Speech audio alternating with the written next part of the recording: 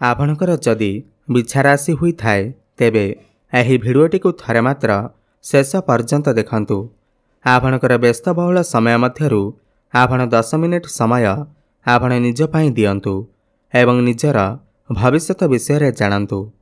काहेकि ना बिछा राशि व्यक्तिविशेष मानकर जीवन एही पवित्र राखी पूर्णिमा ठारू बदलिबाकू जाउअछि।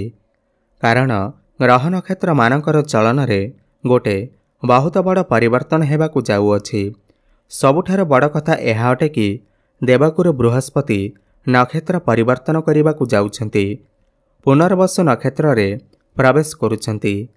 एहा सहित सूर्य मध्य राशि परिवर्तन करुछंती, जहा द्वारा आपणकर भाग्य रे गोटे बड़ परिवर्तन हेबाकू जाउअछि। जहा द्वारा आपणकर जीवन रे चलिथिबा समस्त दुख कष्ट एवं समस्यार अंत हेबाकू जाउअछि एवं पुणी थरे खुशी फेरिबाकू जाउअछि। देखंतु बुध शुक्र एवं सूर्यंकर राशि परिवर्तन हेबाकू जाउअछि। एहा सहित मंगलंकर मध्य राशि परिवर्तन हेउअछि, जहा द्वारा आपणकर जीवन रे किछि बड़ हेबाकू जाउअछि। आपणक जीवन रे चलिथिबा समस्त दुख कष्टर अंत हेबाकू जाउअछि। पुनर्बार एही राखी पूर्णिमा ठारू आपणकर जीवन रे खुशी फेरिबाकू जाउअछि। तेबे आसंतु जानिबा एही राखी पूर्णिमा ठारू आपणकर जीवन रे कौन सबु बड़ परिवर्तन हेबार अछि। एहा पूर्वरु जदि आपणकर भी बिछा राशि हुई थाए एवं आपण भी ईश्वर को सच्चा हृदय रे भक्ति करुथांती, विश्वास करुथांती, तेबे एही भिडियोटी को लाइक करी कमेंट बॉक्स रे जय माँ लक्ष्मी जय श्री हनुमान अवश्य लिखि दियंतु। देखंतु आपण माने मो कथारे एकमत हेबे। पूर्वरु सूर्य आपणकर अष्टम रे थिबारु एवं बुध आपणकर अष्टम भाव रे थिबारु आपणकर टिके स्वास्थ्य जनित समस्या देखा देउथिला, आर्थिक समस्या देखा देउथिला, धन जनित समस्या देखा देउथिला। आपण ऋण नेइथिले किंतु ऋण सुझी पारु नथिले। ऋणर भार आपणकर ऊपर बढ़ी जाइथिला। आपण जो भी कार्य हाथ देउथिले सेथिरे आपणकू सफलता मिली पारु नथिला। आपणकर समस्त कार्य अटकी रहिथिला। गृह परिवार रे खुशीर वातावरण नथिला। शिक्षा क्षेत्र रे समस्या देखा देउथिला। आपणकर अननेसेसरी खर्च हेउथिला। समाज रे आपणकर मान सम्मान नथिला। आपणकू चाकरी प्राप्ति होई पारु नथिला। संतान संतति पाई आपण चिंतित थिले। आपणकर व्यापार वाणिज्य रे लॉस हेउथिला। प्रेम जीवन रे मध्य समस्या देखा देउथिला।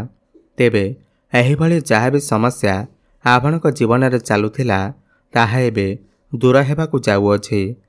आपणकर जीवन रे पुणी थरे खुशी फेरिबाकू जाउअछि। आपणक जीवन रे नूतन सूर्य उदय हेबाकू जाउअछि। देखंतु सबुठार बड़ कथा एहा अटे कि देवगुरु बृहस्पति नक्षत्र परिवर्तन करुछंती। बृहस्पति आपणकर अष्टम रे बसी आपणकर द्वादश, आपणकर द्वितीय भाव एवं चतुर्थ भाव उपर को दृष्टि देउछंती। द्वितीय भाव को सप्तम दृष्टि देउछंती एवं नक्षत्र परिवर्तन करुछंती। द्वितीय भाव आपणकर धनर भाव होई थाए, वाणीर भाव होई थाए, घर परिवारर भाव होई थाए, बैंक बालांसर भाव होई थाए। तो एही राखी पूर्णिमा परे आपणकर धनरे वृद्धि देखिबाकू मिलिब। आपणकर बैंक बालांस बढ़िब। आपणकर आमदानी रे वृद्धि हेब। घर परिवार रे हसखुशीर लहरी लागी रहिब। आपणकर वाणी रे मधुरता आसिब। आपण आपणकर वाणी द्वारा लोकमानक आकर्षित करिवे। जो दंपति माने संतानर कामना करुथिले, संतान सुखर प्राप्ति करिबाकू चाहुथिले, तो सेमानकू संतान सुख मध्य प्राप्ति होई पारे। द्वादश भाव को देखिबार माने हेला आपण जदि विदेश जाबाकू चाहुथिले किंबा आपणकर जदि विदेश रे कोनोसी कार्य थिला तेबे सेथिरे आपणकू सफलता प्राप्ति हेब। विदेश जाबार सुख मध्य आपणको प्राप्ति हेब। एवं जो व्यक्ति विशेष माने विदेश रे रही कोनोसी भी कार्य करुछंती, ताहा व्यापार हेउ किंबा चाकरी करिछंती, सेमानको अत्यंत शुभफल प्राप्ति हेब। एवं चतुर्थ भाव को देखिबार माने हेला चतुर्थ भाव आपणकर प्रॉपर्टी, जमी, घर एवं जानवाहनर भाव होई थाए। ମାଙ୍କର ସୁଖର ଭାବ ହୋଇଥାଏ। ତ ଆପଣଙ୍କୁ ଏହି ସମସ୍ତ ସୁଖ ଆପଣଙ୍କୁ ପ୍ରାପ୍ତି ହେବ। ଆପଣ କୌଣସି ଭୂମି, ପ୍ରପର୍ଟି, ଜମି କିମ୍ବା ନୂତନ ଯାନବାହନ ଇତ୍ୟାଦି କ୍ରୟ କରିପାରନ୍ତି। ମାଙ୍କ ସହିତ ଆପଣଙ୍କର ସମ୍ପର୍କ ବହୁତ ଭଲ ରହିବ ଏବଂ ସମସ୍ତ ଭୌତିକ ସୁଖର ମଧ୍ୟ ପ୍ରାପ୍ତି ହେବ। ଦେଖନ୍ତୁ, ବୁଧ ଏବଂ ସୂର୍ଯ୍ୟ ଆପଣଙ୍କର ନବମ ଭାବରେ ଭାଗ୍ୟ ଭାବରେ ବୁଧାଦିତ୍ୟ ରାଜଯୋଗର ନିର୍ମାଣ କରୁଛନ୍ତି। ଏହି ରାକ୍ଷୀ ପୂର୍ଣ୍ଣିମା ପରେ ଭାଗ୍ୟ ଆପଣଙ୍କର ସପୋର୍ଟ କରିବ। ଆପଣଙ୍କୁ କମ୍ ପରିଶ୍ରମରେ ବହୁତ ଅଧିକ ସଫଳତା ପ୍ରାପ୍ତି ହେବ। ଆପଣ କିଛି ବଡ଼ କାର୍ଯ୍ୟର ଆରମ୍ଭ କରିପାରନ୍ତି, ବଡ଼ ଇନଭେଷ୍ଟମେଣ୍ଟ କରିପାରନ୍ତି ଏବଂ ଯେଉଁମାନେ ବି ସେୟାର ମାର୍କେଟ, ଷ୍ଟକ୍ ମାର୍କେଟ ଏବଂ ଟ୍ରେଡିଂରେ କାମ କରୁଛନ୍ତି ସେମାନଙ୍କୁ ଆକସ୍ମିକ ଭାବରେ ଧନ ପ୍ରାପ୍ତି ହେବାର ଯୋଗ ବନୁଅଛି। ଭାଇ ଭଉଣୀଙ୍କର ସାହାଯ୍ୟ ସହଯୋଗ ଆପଣଙ୍କୁ ପ୍ରାପ୍ତି ହେବ ଏବଂ ପିତାଙ୍କର ସାହାଯ୍ୟ ସହଯୋଗ ମଧ୍ୟ ଆପଣଙ୍କୁ ପ୍ରାପ୍ତି ହେବ। ଆପଣଙ୍କୁ ପୌତ୍ରିକ ସମ୍ପତ୍ତିର ଲାଭ ହୋଇପାରେ। ଆପଣଙ୍କୁ କୌଣସି ସ୍ଥାନରୁ ଗୁପ୍ତ ଧନର ମଧ୍ୟ ପ୍ରାପ୍ତି ହୋଇପାରେ। ଦେଖନ୍ତୁ, ପୂର୍ବରୁ ଯଦି ଆପଣଙ୍କର କିଛି ସ୍ୱାସ୍ଥ୍ୟଜନିତ ସମସ୍ୟା ଲାଗି ରହିଥିଲା ତାହା ସବୁ ଦୂର ହୋଇଯିବ। କାହିଁକି ନା ଆପଣଙ୍କର ଲଗ୍ନ ଭାବର ଅଧିପତି ମଙ୍ଗଳ ଆପଣଙ୍କର ଏକାଦଶ ଭାବରେ ଲାଭ ଭାବରେ ବିରାଜମାନ ଅଛନ୍ତି। ସମସ୍ତ ସ୍ୱାସ୍ଥ୍ୟ ସମସ୍ୟା ଦୂର ହେବ। ଆପଣ ସ୍ୱାସ୍ଥ୍ୟବାନ ଅନୁଭବ କରିବେ। ମଙ୍ଗଳ ଆପଣଙ୍କର ଏକାଦଶ ଭାବରେ ଥିବାରୁ ଆପଣଙ୍କୁ ସମସ୍ତ କ୍ଷେତ୍ରରୁ ଲାଭ ହିଁ ଲାଭ ପ୍ରାପ୍ତି ହେବ। ଏକାଦଶ ଭାବ ଆପଣଙ୍କର ଇଚ୍ଛା ପୂର୍ତ୍ତିର ଭାବ ହୋଇଥାଏ। ତ ଆପଣଙ୍କର କୌଣସି ଗୋଟିଏ ବଡ଼ ଇଚ୍ଛା ନିଶ୍ଚିନ୍ତ ପୂର୍ଣ୍ଣ ହୋଇପାରେ। ଆପଣଙ୍କର ସମସ୍ତ ଅଟକି ରହିଯାଇଥିବା କାର୍ଯ୍ୟ ପୁଣି ଥରେ ଚାଲୁ ହେବାକୁ ଲାଗିବ। ଦେଖନ୍ତୁ, ଆପଣଙ୍କର ପଞ୍ଚମ ଭାବରେ ଶନି ବର୍ତ୍ତମାନ ବକ୍ରି ଚଳନ କରୁଛନ୍ତି। ତ ପ୍ରେମ ଜୀବନରେ ଆପଣଙ୍କୁ ସଫଳତା ପ୍ରାପ୍ତି ହେବ। ପୂର୍ବରୁ ଯଦି ଆପଣଙ୍କର କଥାବାର୍ତ୍ତା ବନ୍ଦ ହୋଇଯାଇଥିଲା, ବ୍ରେକଅପ୍ ଆଦି ହୋଇଯାଇଥିଲା, ତ ସେମାନଙ୍କର ପୁଣି ଥରେ କଥାବାର୍ତ୍ତା ହୋଇପାରେ। ପ୍ୟାଚଅପ୍ ହେବାର ମଧ୍ୟ ସମ୍ଭାବନା ବନୁଅଛି ଏବଂ ଯେଉଁମାନେ ବି ବିବାହ ବୟସ ହୋଇଗଲାଣି, ଯେଉଁମାନଙ୍କର ଘରକୁ ବିବାହ ପ୍ରସ୍ତାବ ଆସୁନାହିଁ, ତ ସେମାନଙ୍କର ଘରକୁ ଏହି ରାକ୍ଷୀ ପୂର୍ଣ୍ଣିମା ପରେ ବିବାହ ପ୍ରସ୍ତାବମାନ ଆସିପାରେ ଏବଂ ସେମାନଙ୍କର ବିବାହ ମଧ୍ୟ ହୋଇପାରେ। ବ୍ୟାପାର ବାଣିଜ୍ୟରେ ଆପଣଙ୍କୁ ସଫଳତା ପ୍ରାପ୍ତି ହେବ। ଆପଣଙ୍କର ଡେଲି ଇନକମ୍ ମଧ୍ୟ ବଢ଼ିବ। ବୈବାହିକ ଦାମ୍ପତ୍ୟ ଜୀବନ ମଧ୍ୟ ବହୁତ ହିଁ ଭଲ ରହିବ।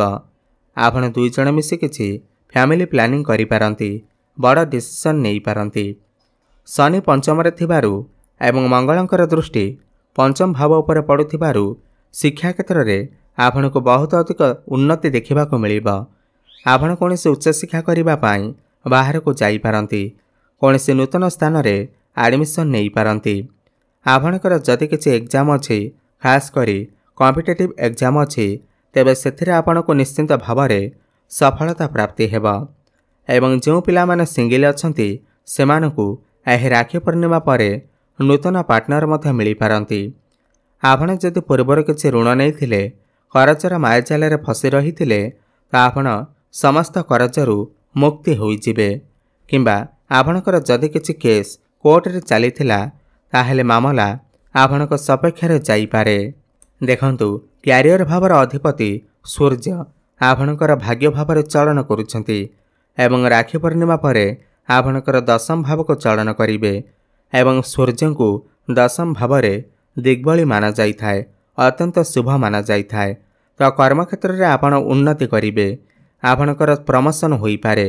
ଆପଣ ଯଦି ପୂର୍ବରୁ ଚାକିରି କରିଛନ୍ତି ତାହେଲେ ପ୍ରମୋସନ୍ ହେବାର ଯଥେଷ୍ଟ ସମ୍ଭାବନା ବନୁଅଛି ଏବଂ ଯେଉଁମାନେ ବି ବେରୋଜଗାରୀ ଅଛନ୍ତି, ଯେଉଁମାନଙ୍କ ପାଖରେ କୌଣସି ବି କାମଧନ୍ଦା ନାହିଁ, ତ ସେମାନଙ୍କୁ ନୂତନ ଚାକିରି ମଧ୍ୟ ପ୍ରାପ୍ତି ହୋଇପାରେ।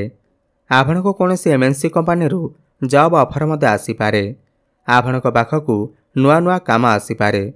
ଆପଣ ସମସ୍ତ ଟାର୍ଗେଟକୁ ଆଚିଭ୍ କରିବାରେ ସଫଳ ହେବେ। ଆପଣ ଆପଣଙ୍କର କାର୍ଯ୍ୟକୁ ନେଇ ବିଦେଶ ଯାତ୍ରା ମଧ୍ୟ କରିପାରନ୍ତି ଏବଂ ଯେଉଁମାନେ ବି ଅନଲାଇନ୍ କ୍ଷେତ୍ରରେ କାମ କରୁଛନ୍ତି, ମାର୍କେଟିଂ କ୍ଷେତ୍ରରେ କାମ କରୁଛନ୍ତି, ଫାଇନାନ୍ସ କ୍ଷେତ୍ରରେ, ଲିକ୍ୱିଡିଟି କ୍ଷେତ୍ରରେ, ପେଟ୍ରୋଲ ପମ୍ପରେ କାମ କରୁଛନ୍ତି, ତ ସେମାନଙ୍କୁ ଅତ୍ୟନ୍ତ ଶୁଭଫଳ ପ୍ରାପ୍ତି ହେବ। ତେବେ ବନ୍ଧୁଗଣ, ବିଛା ରାଶିର ବ୍ୟକ୍ତିବିଶେଷମାନେ ଏହି ରାକ୍ଷୀ ପୂର୍ଣ୍ଣିମା ପରେ ସମସ୍ତ କ୍ଷେତ୍ରରେ ଉନ୍ନତି କରିବାକୁ ଯାଉଛନ୍ତି।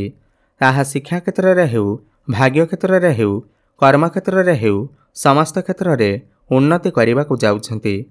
ଅଧିକ ଶୁଭଫଳ ପ୍ରାପ୍ତି କରିବା ପାଇଁ ଆପଣ ପ୍ରତ୍ୟେକ ଦିନ ହନୁମାନ ଚାଳିଶାର ପାଠ କରନ୍ତୁ ଏବଂ ମଙ୍ଗଳଙ୍କର ବୀଜମନ୍ତ୍ରର ଜପ ଅବଶ୍ୟ କରନ୍ତୁ। ଓମ୍ କ୍ରାଂ କ୍ରିଂ କ୍ରୋଂ ସହ ଭୌମାୟ ନମଃ 108 ଥର ପ୍ରତ୍ୟେକ ଦିନ ଜପ କରନ୍ତୁ। ଶୁଭଫଳ ପ୍ରାପ୍ତି ହେବ। ଏବଂ ପ୍ରତ୍ୟେକ ଦିନ ସୂର୍ଯ୍ୟଙ୍କୁ ଜଳାର୍ଘ୍ୟ ଅର୍ପଣ କରନ୍ତୁ ଏବଂ ପ୍ରତ୍ୟେକ ଗୁରୁବାର ଦିନ କଦଳୀ ଗଛ ମୂଳରେ ହଳଦୀ ପାଣି ଅର୍ପଣ କରନ୍ତୁ। ଶୁଭଫଳ ପ୍ରାପ୍ତି ହେବା ସହିତ ଆପଣଙ୍କର ଭାଗ୍ୟରେ ଉନ୍ନତି ଆସିବ। ଧନ୍ୟବାଦ।